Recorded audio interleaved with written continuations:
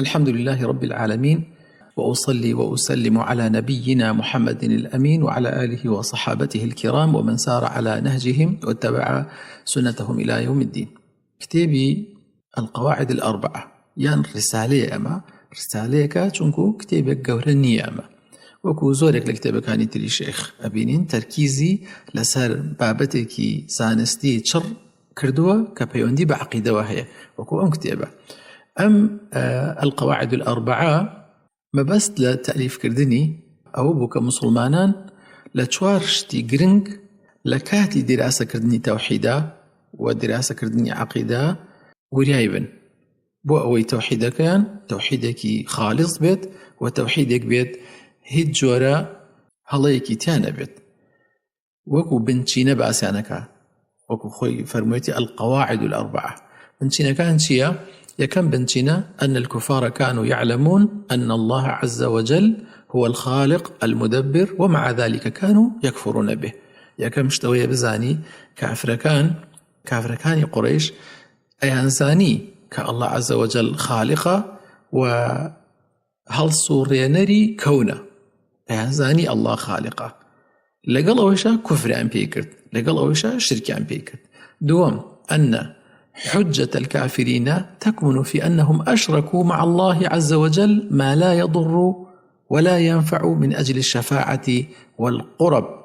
أوان بحانيك يعني بيانويك يعني هبو بيانو كان تشيبو أو بو أيانوت إما أماننا برستين وكو خويان إله بن نخير أمانة تنها وكو شفاعة كاريك وكو هو كاريك بمانقيني با الله يعني باورين با الله أبو بلا مشرك بن لقلها كساني تيران أبرست. سيم قاعدة لو شوار قاعدة باسكة أوية أن النبي صلى الله عليه وسلم حارب هؤلاء المشركين ولم يفرق بين محاربته لهم وبين معبوداتهم. واتى غمر صلى الله عليه وسلم محاربي أو مشركاني كرد كأما جمعان بيكرد إستلا خالي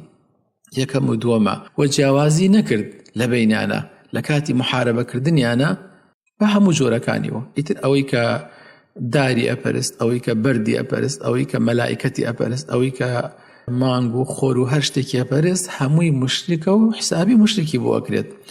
قاعدة شوارم بنماي شوارم أوية التحذير من مشركي العصور المتأخرة لأن الشرك هم أخطر من شرك الأولين. أوية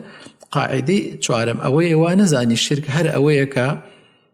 كجاهلكاني عرب بيش إسلام أيان كردو تواو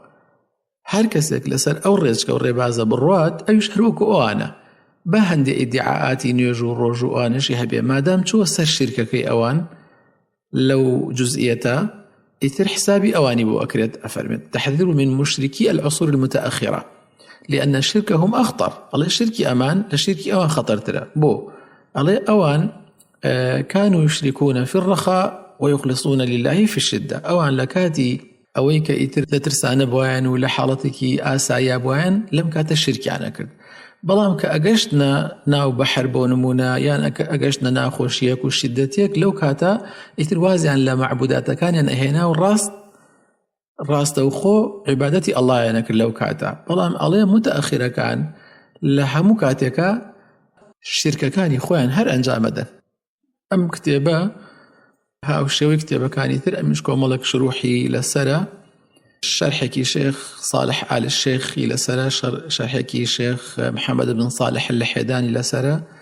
وعبد العزيز الراجحي شرحكي كردوة وهروها عبد الرحمن بن ناصر البراك شرحي كردوة والشيخ عبد العزيز بن باز وهروها شروحي ترشي لسرة بتايبتي شرحي دنجي زورك لمانا شرحي دنجيان كردوة لزنجيرة وانيكي دنجية والحمد لله في الأولى والآخرة.